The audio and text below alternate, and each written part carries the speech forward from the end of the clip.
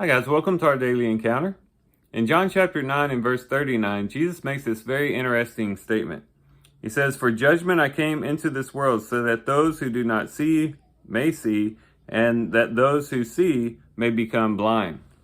Here Jesus had healed a man who had been born blind. And this caused a lot of consternation with the religious leaders. They didn't want to accept that Jesus had done this miracle. And so they questioned the man who was born blind, they questioned his parents, and they questioned the man again. And they just didn't want to accept what was clearly a miracle. And Jesus has a private conversation with this man who was born blind, and basically reveals that he is the one that and that he is the Son of Man. And then he makes this statement that we just read.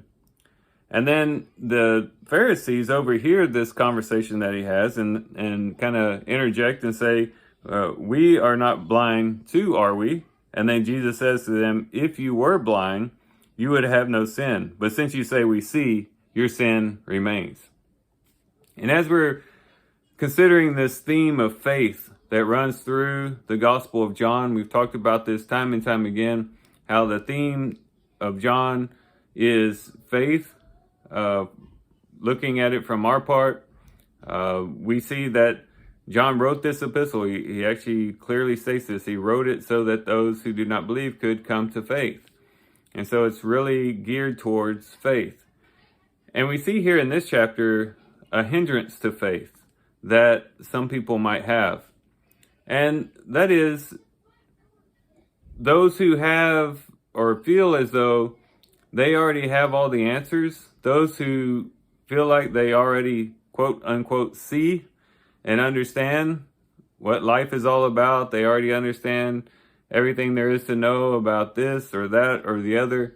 It's really hard to convince them of anything new and to bring them into believing anything that's different than what they had believed before. And this can be a great hindrance when we're sharing the gospel with others, but it can also be a hindrance to us as maybe we go into the scriptures and we read about certain things and we begin to pick and choose which things we'll believe, which things we won't believe. Maybe we have a hard time accepting various things brought out from scripture that doesn't meet doesn't meet our preconceived ideas. And so we get hardened and we get to the point to where we think we already know it all. And then it really becomes a hindrance for us in believing what the scripture says or even interpreting what the scripture says. And so it can go both ways, whether you're talking about a person who you're trying to convince or trying to get to come to Christ, or the other way around, a person who already knows Christ. And in both cases, it can come down to the fact that perhaps we already think that we know the answers, and so there's no need to even question those answers and those conclusions that we've come to. And that's something we got to guard against. Jesus said that those who see must become blind. Those who see must become blind. If we really want to take in the full scope of what the scriptures has to say on every topic and every subject, both in connection to man and in connection to God and with faith and everything else that it speaks about, we got to come to it with an open mind and not with our own preconceived ideas, nor coming to it with pride as though we already have all the answers. That doesn't mean that we don't borrow from knowledge that we have acquired over the years and use that to inform us in interpreting the scriptures, but at the same time recognizing the fact that we are human and that we do sometimes misunderstand things. We sometimes maybe overlook certain things, and to be humble when we come to the scriptures and say, "Lord, I come to the scriptures as a blind man. Help me to see. Help me to understand what your word is teaching me and wants to teach me." If we have that attitude, then our eyes will be open, our minds and our hearts will be open to receive whatever it is that the scriptures is telling us.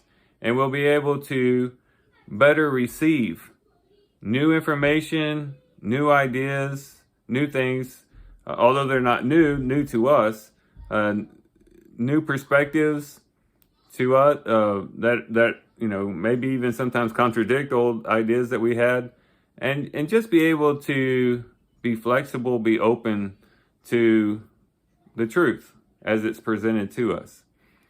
And so let's read in chapter 9, and as we do our reading in chapter 9, let's focus on